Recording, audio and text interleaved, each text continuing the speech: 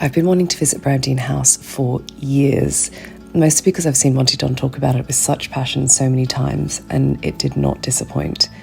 I went back in June as part of the National Garden scheme, and it's almost impossible to know where to start with this little slice of heaven.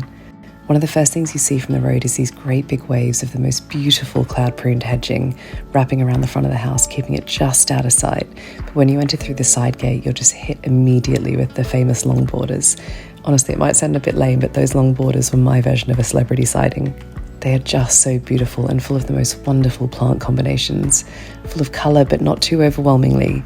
They had so many little perfect moments of plant and colour combinations that just took my breath away, like the soft purple of this Nepeta letting the brilliance of the poppies steal the show, and sweet peas woven in willow frames adding structure. It was just beautiful.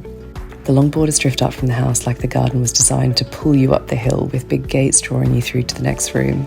And the next space drew me in immediately because it was full of poppies.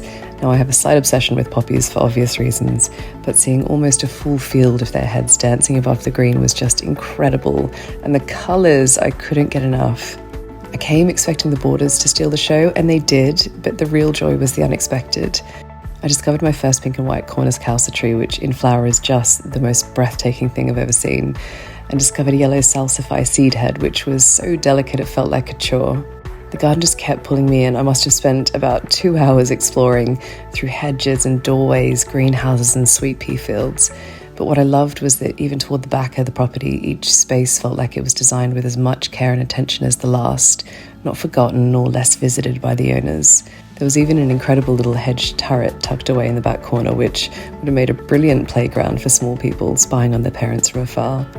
Coming back down toward the property almost felt like the adventure was over, but then you're hit with the most wonderful croquet lawn, and you're reminded that every little moment was thought about. Even the hedges sweeping down the stone staircases and the low clumped aces felt special. To round the day off, I bought myself one of their dreamy poppies to take home and had a lovely chat with the owner, Edward, who was of course as gracious as the gardens he tends. And then it was off back to North Hampshire to take all that inspiration back to my garden. The next NGS open day is on the 14th of September, so if you can get down to Alresford, I would strongly suggest taking this off your list. It was just a dream.